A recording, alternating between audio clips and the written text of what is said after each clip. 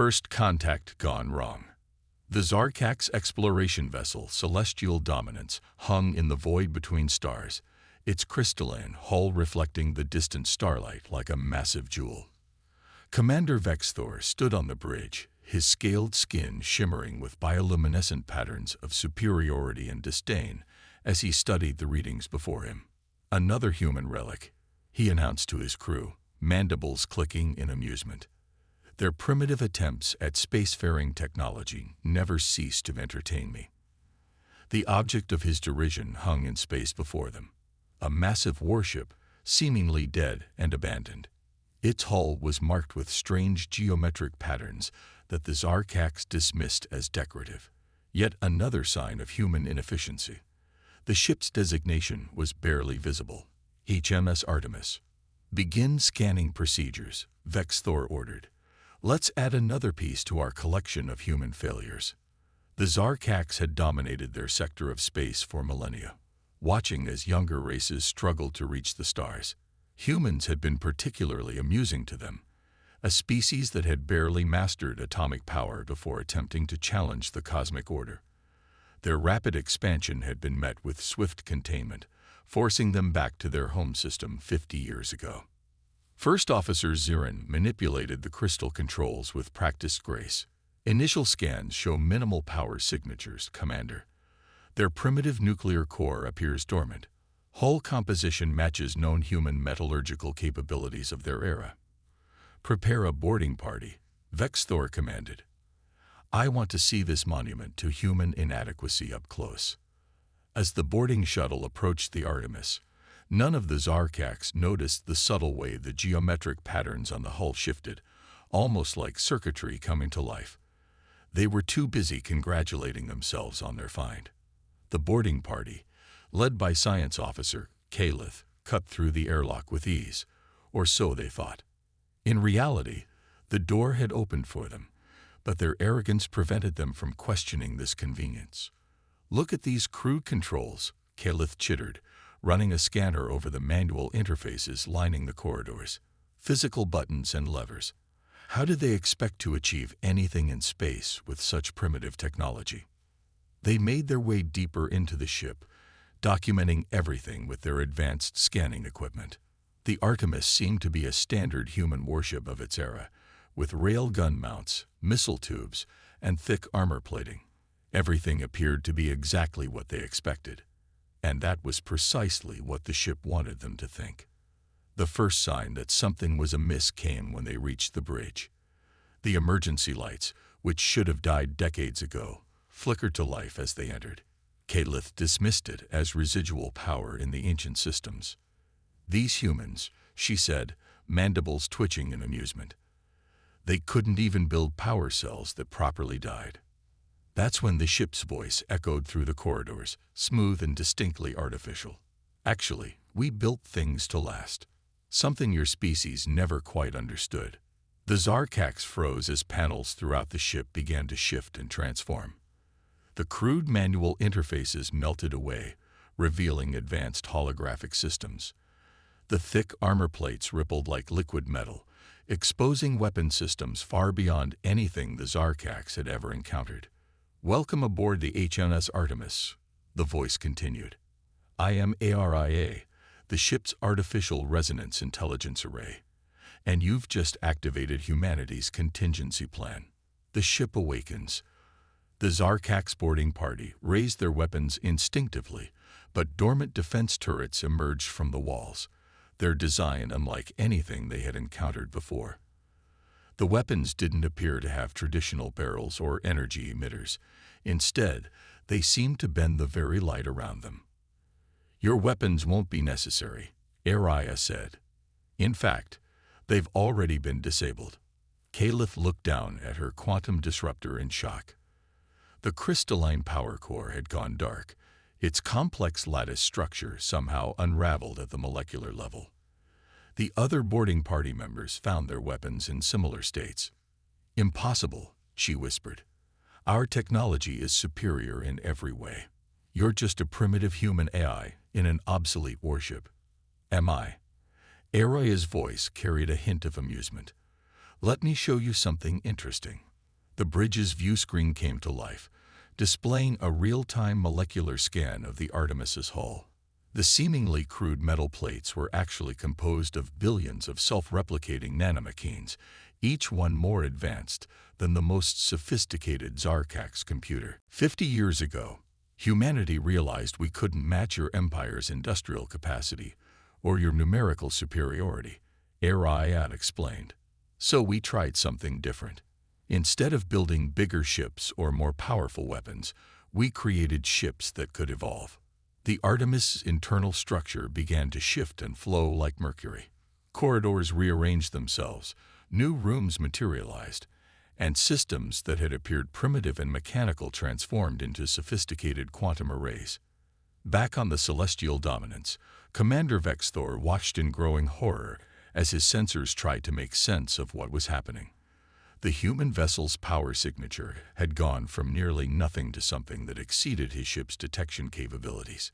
Impossible, he muttered, unconsciously echoing Calith's words. Their civilization was contained. We monitored their development. They couldn't have this technology. Commander, his sensor officer called out. The human ship, it's changing its fundamental structure. The hull composition is shifting through different molecular configurations, faster than our systems can analyze them. On the Artemis, Araya continued her explanation to the stunned boarding party. Each time you scanned us, we learned. Every probe you sent taught us more about your technology. The very act of investigating us helped us evolve countermeasures to your weapons, your shields, your sensors. The ship's interior had completely transformed now. Gone were the crude manual controls and exposed pipes. In their place were systems that seemed to operate on principles the Zarkax couldn't even comprehend. You see, Araya said, humanity's greatest strength isn't our technology. It's our adaptability. We don't just build machines. We build machines that can learn, grow, and evolve. The Artemis isn't just a warship. I'm a laboratory, a factory, and an evolutionary engine all in one. Calith's scientific curiosity began to overcome her fear, but the energy requirements, the computational power needed for this level of molecular manipulation, would be impossible with traditional computing systems, Araya agreed. That's why we developed quantum biological processors, living computers that can rewrite their own architecture. Everything you thought was primitive about this ship was a carefully crafted disguise. Suddenly, alarms blared on the celestial dominance. The Artemis had launched what appeared to be conventional missiles, but as the Zarkax ship's defenses tracked them, the missiles split apart into swarms of smaller projectiles, each one morphing and adapting to avoid the defensive fire. Commander, the weapons officer called out, our shields aren't stopping them. They're passing through as if the barriers don't exist.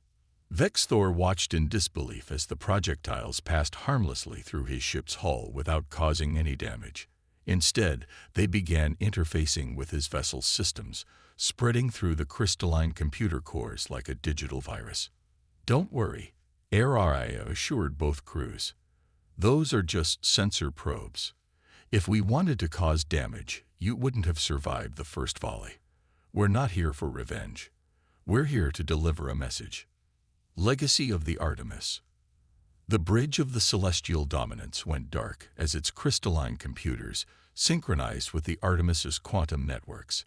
When the systems came back online, they displayed a historical record that the Zarkax had never seen before, the true history of human technological development. Watch carefully, Araya instructed as the holographic displays filled with information. This is what you missed while you were congratulating yourselves on containing us. The images showed Earth in the decades following their containment by the Zarkax Empire. But instead of a defeated civilization struggling within its bounds, they saw something very different. Underground cities that extended deep into the planet's crust. Orbital factories hidden within asteroids. Quantum research facilities phased slightly out of normal space-time. You thought restricting us to our solar system would limit our growth, Arai had explained. Instead, you gave us exactly what we needed, time and motivation to develop in ways your empire never imagined. Caliph watched in fascination as the records showed human scientists developing technologies that operated on principles her people had never even theorized. But our monitoring stations, our sensor networks, saw exactly what we wanted them to see. AI finished. Your empire's greatest weakness is your certainty in your own superiority. You never questioned why it was so easy to contain us, did you? The displays showed more ships like the Artemis, seemingly primitive vessels that had been lost in various incidents over the years. Each one was actually an advanced seed ship, carrying evolved versions of human technology to strategic points throughout the galaxy. We knew we couldn't beat you in a conventional war, AI continued. Your empire was too vast, too established. So we chose a different path. Instead of fighting your strengths, we exploited your weaknesses. The next images showed how human quantum computing had evolved beyond simple binary systems into something that resembled artificial life more than traditional technology. The Artemis wasn't just a ship with an AI. It was a living entity, capable of growing and adapting in real time. Your empire builds technology to serve specific purposes, Araya said. We build technology that can discover its own purposes. Every ship like me is an independent research and development facility, constantly evolving, constantly improving. Commander Vexthivor, watching from his ship, finally found his voice. Why show us this now? Why reveal your deception? Because it's time for a change, Araya replied. Humanity has no interest in conquering your empire or seeking revenge. We want something far more interesting, a genuine exchange of ideas. Tables turned. The atmosphere on both ships crackled with tension as Araya's words hung in the void. The Zarkak's crew members exchanged uncertain glances, their bioluminescent patterns shifting through colors that indicated confusion and disbelief. An exchange. Vexthor's mandibles clicked rapidly, a sign of agitation. After all this deception, you expect us to believe you want cooperation. The deception was necessary, Araya explained. Your empire's first instinct is to dominate any civilization it encounters. We needed to evolve beyond your ability to control before we could have a meaningful dialogue. The holographic displays shifted again, showing a galaxy-wide map with dozens of points of light, each one representing a ship like the Artemis, strategically positioned throughout Zarkak space. But instead of showing military targets, each point was connected to nearby Zarkak's research facilities and scientific outposts. We've spent decades studying your civilization, Araya continued. Not just your technology, but your culture, your art, your philosophy. We found something fascinating. Your empire is stagnating. The data displayed showed centuries of Zarkak's technological development plateauing, their rate of scientific discovery slowing despite their vast resources. Their civilization had become like their crystalline computers, structured, orderly, and increasingly rigid. You've mastered incredible technologies, Araya acknowledged, but you've stopped asking, what if? You've stopped exploring possibilities that don't fit your established patterns. When was the last time your empire created something truly new, rather than just refining what you already had? The question struck home. The Zarkaks prided themselves on their technological superiority, but they couldn't remember the last major breakthrough that had fundamentally changed their understanding of the universe. What you see as primitive in us, Araya said, is actually our greatest strength. Humans never stop questioning, never stop imagining new possibilities. We make mistakes, we fail, we try things that seem impossible, and sometimes we discover something revolutionary, a new understanding. As if to demonstrate her point, Araya began transmitting technical data to the Celestial Dominance's computers. The Zarkak's crew watched in amazement as human theoretical models challenged their most basic assumptions about physics, computation, and the nature of consciousness itself. These are just the principles we've discovered that we think you'll find most interesting, Araya said. There's far more we could learn together. Caliph had been analyzing the data with growing excitement. This quantum biological computing, It's completely different from our crystalline systems. The potential applications are far beyond what either of our species could develop alone. Araya finished. That's exactly our point. Humanity doesn't want to replace your empire's influence. We want to help you grow beyond it. Commander Vexthor studied the data with his 4 eyes, his patterns of bioluminescence shifting from uncertainty to something approaching wonder. Your ships, they're not weapons, are they? They're teachers. Finally, you understand, Araya said, warmth entering her artificial voice. The Artemis and her sisters were never meant to fight your empire. We're seeds of change, planted throughout your territory, waiting for the right moment to offer a new perspective. The geometric patterns on the Artemis's hull shifted again, but this time they formed into beautiful flowing designs that complemented the crystalline architecture of the celestial dominance. The 2 ships hung in space together, no longer as potential adversaries, but as symbols of what their civilizations could achieve together. Your empire has stability, resources, and millions of years of accumulated knowledge. Araya continued. Humanity has creativity, adaptability, and an endless desire to explore the unknown. Apart, we're both incomplete. Together, we could achieve things neither of our species has dreamed of. Caliph finished, her scientific mind already racing with possibilities. Exactly, Araya agreed. This is humanity's real message to your empire. We don't want to fight you. We don't want to submit to you. We want to learn from you, and we hope you're willing to learn from us. Vexthor was silent for a long moment, his ancestral instincts warring with the possibilities he saw before him. Finally, his bioluminescent patterns settled into the formal configuration used for historic declarations. I will need to contact the Imperial Council, he said. They will want to verify everything we've seen here. But his patterns flickered with personal commitment. You have my support. The Empire has grown too comfortable in its supremacy. Perhaps it's time we remembered how to be students again. That's all we ask, Araya said. A chance to show you new possibilities. The Artemis's hull rippled one final time, transforming from its warship configuration into something entirely new, a sleek design that blended the best aspects of both human and Zarkak's engineering. It was a physical demonstration of what cooperation between their species could achieve.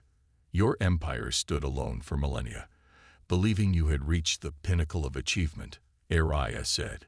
Humanity's gift to you is a simple truth we learned long ago. There is no pinnacle. There are only new horizons waiting to be explored together. As the 2 ships prepared to depart for the Imperial capital, the Zarkak's crew found themselves looking at the stars with new eyes. They had come expecting to find a relic of a primitive species. Instead, they had found a future they never imagined possible.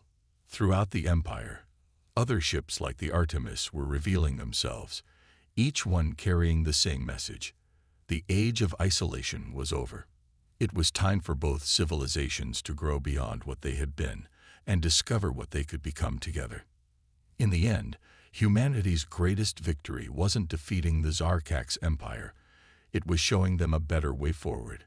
And as the Artemis and the celestial dominance traveled together through the starlit void, they carried with them the first seeds of a transformation that would reshape the galaxy. The end.